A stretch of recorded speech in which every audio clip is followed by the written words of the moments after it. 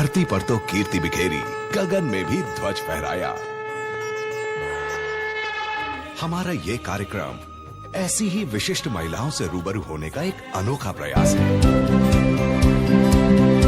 हम नर नारी के शरीर को ना दें, उसमें आत्मदर्शन, नारीत्व दर्शन करें।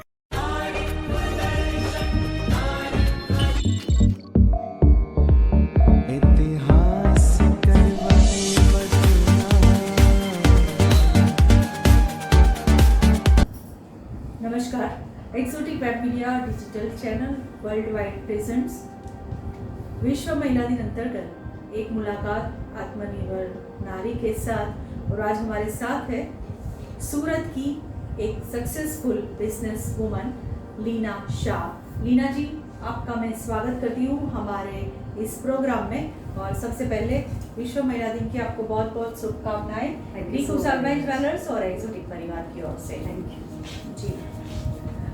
तो लीना जी आज हमारे साथ है और जिस तरह से हमारा शो है एक मुलाकात आत्मनिर्भर नारी के साथ, तो एक सक्सेसफुल बिजनेस वुमन है, लेकिन वो बिजनेस में कैसे आई और किस तरह से आज एक सक्सेसफुल बिजनेस वुमन है, हम आज जानने की कोशिश करेंगे उनकी लाइफ जर्नी के बारे में। तो लीना जी, आप बिजनेस में आई उससे पहले आप क्या थे, तो वो हमारे साथ शेयर कीजिए।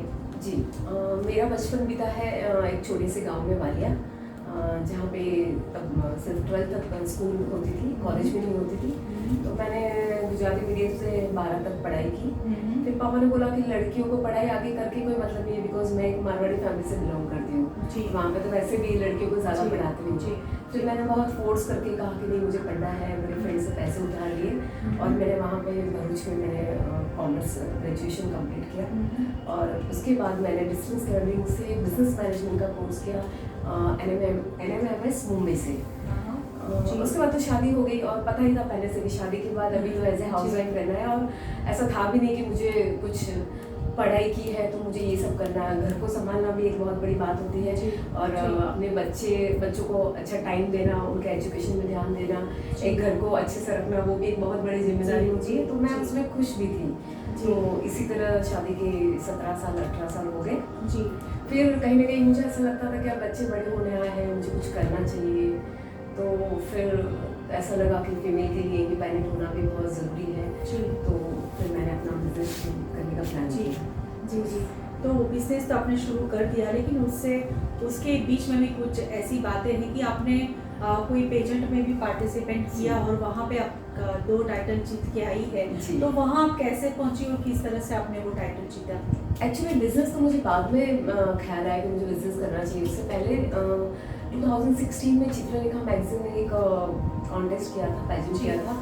तो तब मैं 40 इयर्स की थी और मैंने देखा कि मैं पार्टिसिपेट कर सकती हूँ। उसका एज क्राइटेरिया 40 इयर्स था।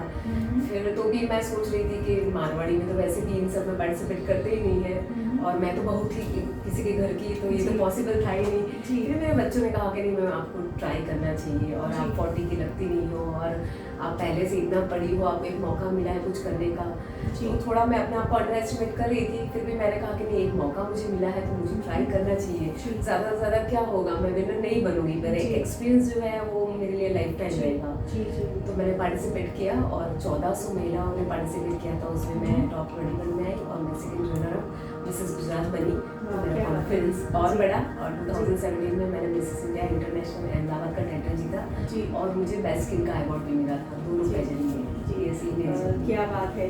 तो मतलब बीच में आपने पेजेंट में भी हिस्सा लिया और वहाँ में भी आप टाइटल जीत के आई। और फर्स्ट टाइम जब आप गए थे तब आपको मतलब कैसा लगा, वहाँ का जो माहौल था उनको देख के आपको कैसा लगा कि आप कर पाओगे नहीं कर पाओगे, या किसी ने कुछ बोला, ऐसा कुछ एक्सपीरियंस आपकी? यस, मेरे लाइफ का सबसे बड़ा एक्सपीरियंस है। मतलब मैं बहुत अंडर एस्टिमेट कर रही थी अपने आप को और मेरे साथ जो भी टॉप 21 फीमेल्स थी वो सारी प्रोफेशनल थी।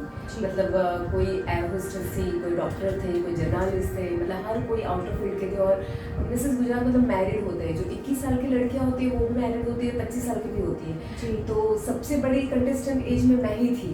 तो मेरे लिए बहुत ये था कि सब यंग लड़कियों को मुझे कम्पीट करना था। फिर मैंने पहले दिन ही सोचा कि नहीं ये it's not my cup of T, मैं इसमें पार्टिसिपेट नहीं कर सकती। फिर मेरी बेटी ने मुझे कहा कि कि मम्मा आप अपने आप को अंडर एस्टिमेट क्यों कर रहे हो? ये 14 में से 21 फाइनलिस्ट में जैसे ये है वैसे आप हो, मतलब आपके अंदर ऐसा पोटेंशियल है कि आपने 1400 को डन करके आप यहाँ तक पहुँचे हो। फिर धीरे धीरे हौसला बढ़ने लगा। फिर क्या होता है कि आप लोगों को, आप जैसे होते हो वैसे प्रेजेंट होते हो तो लोग आपको पसंद करते हैं। अगर आप फेक बिहेवियर करते हो तो लोगों को पता चलता है। तो बहुत नेचुरल वे में सबके साथ बातें करती थी, तो मैं थोड़ी लोगों की फेवरेट भी हो गई थी। तो इस तरह से लोगों का प्यार वहाँ पे मिलने लगा और मैंने बहुत कुछ सीखा। इस 10 दिनों में अपने आप को मैंने तराशा और फिर फाइनली मैं विनर हुई। जी जी। तो बहुत अच्छी से आपने आपकी जर्नी शेयर की हमारे साथ। इस तरह से मतलब आप ब्यूटीफिट है हो आप, और ज़रूर आपको पेजेंट में जाना चाहिए था और आप गए भी और साथ में टाइटल जीत के भी आए, तो उसके लिए आपको बहुत बहुत अभिनंदन। और भी आप आगे आप पार्टिसिपेट करते रहिए, टाइटल जीतते रहिए और तो हमें भी आपका इंटरव्यू लेने का मौका मिलेगा। और आगे बात करते हैं तो लीना जी एक सक्सेसफुल बिजनेस वूमन है, हम वो बात करते हैं। उनका एक शोरूम है फर्निशिंग का, ब्लू ऑरेंज होम डेकोर, जो शोरूम उन्होंने शुरू किया है शायद 3 साल पहले। जी, तो वो जर्नी आप शेयर कीजिए कि शोरूम जब आपने खोला तब किस तरह से आपको किसने प्रेरणा दी और कैसे आपने ये बिजनेस में आने के लिए आपने सोचा? जी, इस टाइटल ने मतलब मेरी लाइफ बहुत चेंज कर दी। मुझे बहुत सारे लोग एज ए जूरी बुलाने लगे, बहुत सारे स्टूडेंट मुझे एज ए चीफ गेस्ट बुलाने लगे। तो मेरा धीरे धीरे सर्कल बढ़ने लगा। मैं लालबाई क्लब लेडीज़ विंग की चेयरपर्सन भी रह चुकी हूँ। फिर जब मैं मिसेस गुजरात बनी तो मुझे एक एडवर्टाइजमेंट का ऑफर आया जो क्लाइंट्स की कंपनी थी। तो मुझे लगा यार इस एज में अगर मुझे एडवर्टाइजमेंट मिल रहा है तो मुझे एक्सेप्ट करना चाहिए। और तब मुझे लगा कि ये होम इंटीरियर के सारे डेकोरेटिव से कलर से मुझे पहले से प्यार था, मैं थोड़ी क्रिएटिव भी थी। तो होम फर्निशिंग बिजनेस ऐसा है जहाँ पे आप क्रिएटिव बन सकते हो, कलर से खेल सकते हो, लोगों के घर को बहुत अच्छे से सजा सकते हो अपने आइडियाज़ देके।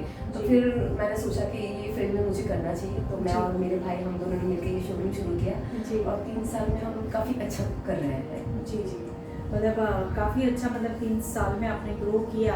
और जिस तरह से आपने कहा कि आपने बिजनेस मैनेजमेंट का कोर्स भी किया था, तो वो भी आपको शायद ये बिजनेस में बहुत ही काम लगा होगा। तो इसी तरह आपने बिजनेस शुरू किया और आज एक सक्सेसफुल बिजनेस वूमन है। और आपने जिस तरह से लाइफ जर्नी आपकी शेयर की हमारे साथ, उसके लिए बहुत बहुत धन्यवाद। हमारे इस शो में आप पधारी, उसके लिए भी धन्यवाद। लेकिन जाते जाते एक और बात भी मैं कहना चाहूँगी कि हमारी जो ये वुमेंस डे पे ये शो है, तो हमारी वुमेंस को क्या कहना चाहेंगी, क्योंकि आज आप एक आत्मनिर्भर नारी है। जी, मैं सारी फीमेल्स को यही कहना चाहूँगी, कभी भी अपने आप को कम मत समझिए। अगर आपको ऐसा लग रहा है कि कहीं पे आपके अंदर कुछ नहीं है, पर अपने आप को एक मौका दीजिए। अगर आप अपने आप को मौका देंगे तो ही आपको पता चलेगा कि आपके अंदर कितना पोटेंशियल है। और आजकल हर चीज़ें सीखी जा सकती है। किसी एक फील्ड में अपने आप को माहिर बनाइए और काम करिए, और अपनी फैमिली को भी हेल्पफुल बन सकते हो और अपने लिए भी आप कुछ कर सकते हो। सो फाइन, अपने लिए ज़रूर कुछ करना चाहिए। बहुत बहुत धन्यवाद लीना जी आपका।